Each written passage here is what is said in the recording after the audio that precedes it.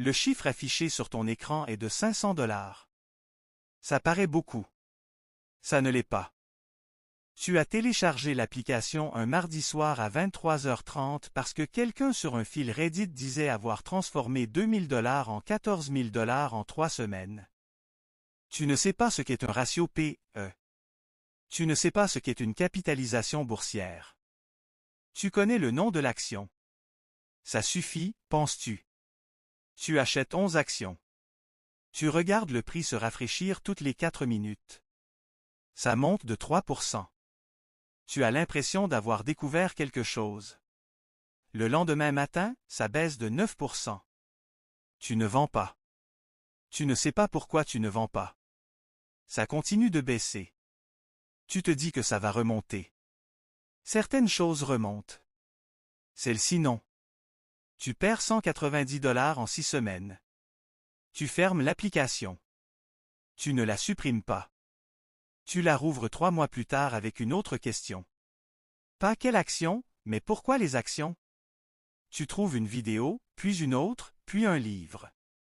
Tu découvres les fonds indiciels pour la première fois, et quelque chose s'aligne en toi avec une tranquillité qui te surprend. Pas de sélection. Pas de prédiction. Juste le marché. Les intérêts composés. Le temps.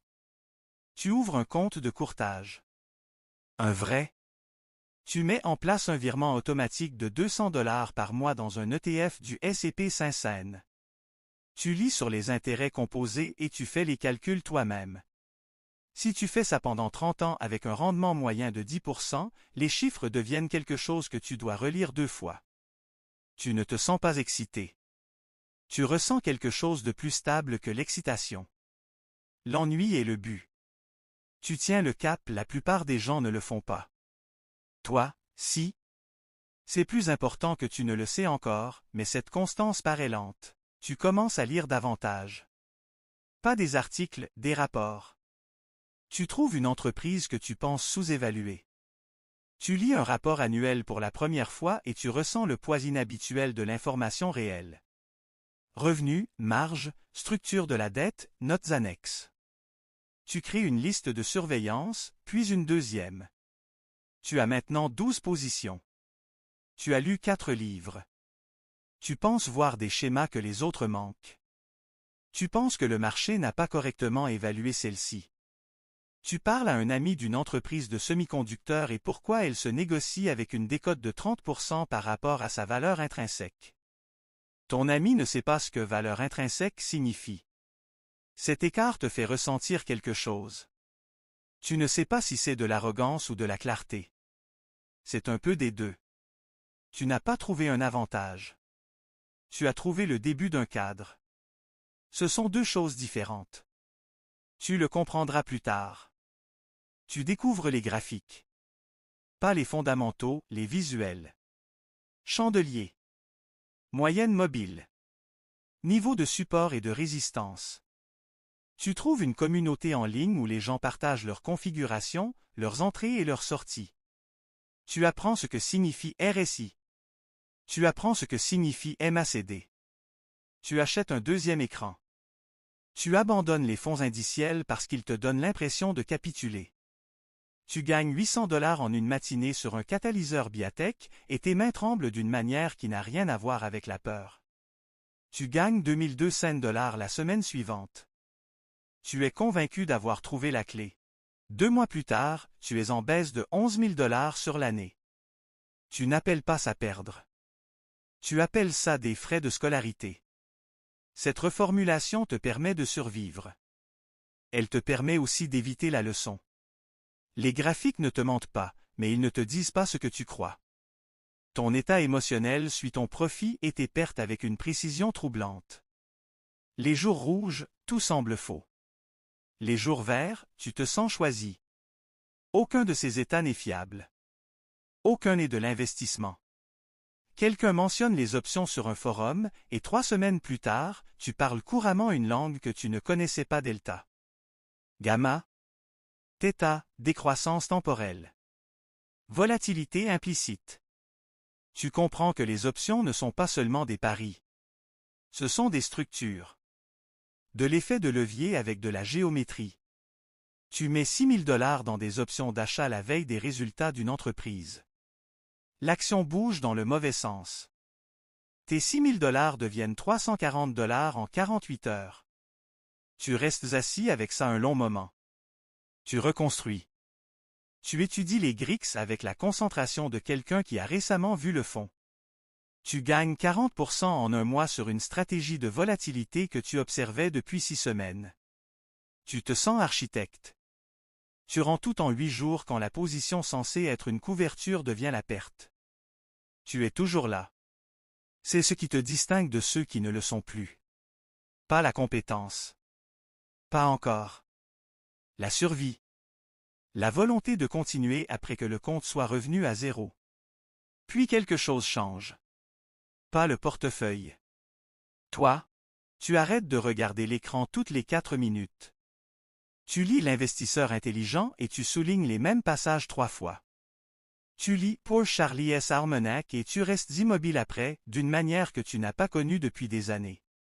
Tu lis toutes les lettres aux actionnaires de Buffett depuis 1965 et tu commences à comprendre que ce qui semble simple est en réalité le résultat d'une profondeur extraordinaire.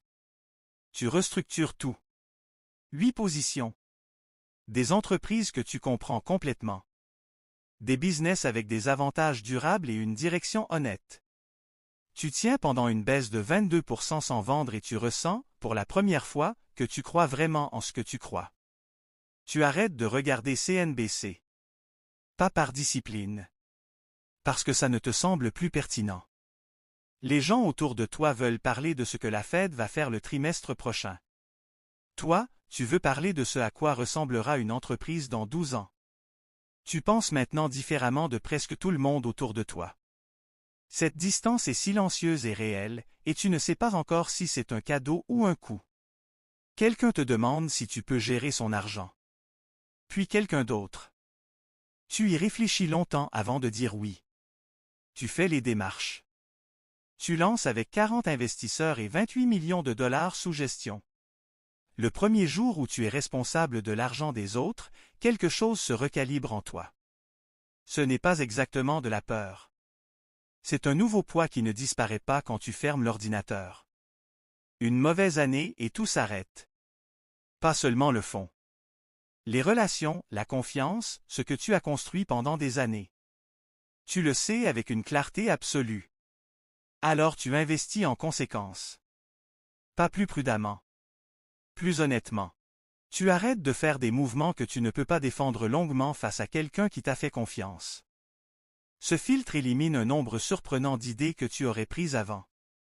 Tu arrêtes de confondre activité et performance. Ta meilleure année est de 31%. Tes investisseurs sont satisfaits. Dans ce métier, satisfaction signifie qu'il reste. Toi aussi. Tu grandis. Tu es assis en face du directeur des investissements d'un fonds universitaire et il te demande de lui expliquer ton processus. Tu le fais. 1 an plus tard, tu es à sa place. Tu supervises 4 milliards de $. Tu ne choisis plus des actions. Tu alloues à des gestionnaires. Tu évalues les processus, pas seulement les résultats. Tu as rencontré presque tous les grands gérants de hedge funds au moins une fois. La plupart ne t'impressionnent pas. Ce qui t'impressionne, c'est quelqu'un qui a une théorie claire et honnête sur son avantage, et qui peut t'expliquer précisément quand cet avantage cessera de fonctionner. La plupart des gens en sont incapables. Tu penses maintenant en décennies. Pas en trimestres. Pas en années. Des décennies. Cycle d'inflation. Démographie. Réalignement géopolitique. Les réunions du comité d'investissement semblent lentes aux autres. Elles te semblent justes. Tu as arrêté d'aller vite. La vitesse était une phase. Ça, c'est autre chose. Il y a un homme qui a acheté 500 actions de Coca-Cola en 1988 et les détient toujours. Il vit à Omaha, Nebraska. Dans la même maison qu'il a achetée en 1958 pour 31 500 $. Son bureau n'a pas d'ordinateur. Seulement des journaux. Il lit 500 pages par jour. Depuis 60 ans. Il ne participe pas à beaucoup de réunions. Il ne prend pas beaucoup d'appels. Il prend ses décisions comme un géologue lit les formations rocheuses, avec une profondeur accumulée, pas avec l'urgence. Son portefeuille a surperformé le S&P 500 pendant 6 décennies consécutives. Il a donné plus de 50 milliards de dollars et a promis de donner 99% de ce qui reste. Il ne trade pas. Il possède. La différence est si profonde qu'il faut parfois une décennie pour vraiment la ressentir. Il n'essaie pas de gagner. Il a cessé de vouloir prouver quelque chose depuis si longtemps que le souvenir même de ce besoin a disparu. Il se réveille et fait cela parce que c'est ce qu'il est, pas ce qu'il fait. Quand on lui demande quel est le meilleur investissement qu'une personne puisse faire, il répond « en soi-même ». Il le pense sans chercher la performance. C'est peut-être ce qu'il y a de plus remarquable. Le jeu a une apparence différente à chaque niveau. En bas, il ressemble à de l'argent. De l'argent rapide. Évident. Celui qu'on voit sur les réseaux sociaux des autres et qui semble accessible si on trouve le bon ticker. Ce n'est pas ça. Au milieu, il ressemble à de l'information. Celui qui en sait le plus gagne. C'est plus proche de la vérité, mais encore incomplet. Au plus haut niveau, ça ne ressemble même plus au marché. Ça ressemble à quelque chose de plus proche de la philosophie. Qu'est-ce que tu comprends réellement? Quel est ton véritable avantage? Que es-tu prêt à garder quand garder semble irrationnel? Que fais-tu quand le prix dit que tu as tort, mais que l'entreprise dit que tu as raison? Ceux qui durent le plus longtemps ne sont pas ceux qui ont le plus tradé. Ce ne sont pas ceux qui ont trouvé la meilleure configuration ou capté le plus grand mouvement. Ce sont ceux qui ont fini par comprendre ce qu'ils faisaient vraiment et pourquoi. Quelque part, en ce moment, quelqu'un regarde un compte de 500 $ sur son téléphone. Il pense que tout ça consiste à choisir la bonne action. Il pense déjà à la mauvaise chose. Ça n'a jamais été l'action. Ça a toujours été ce que tu fais avec l'incertitude, le temps, et la partie de toi qui veut avoir raison plus qu'elle ne veut être honnête. La machine, elle, s'en fiche. Elle continue de tourner, quoi que tu choisisses.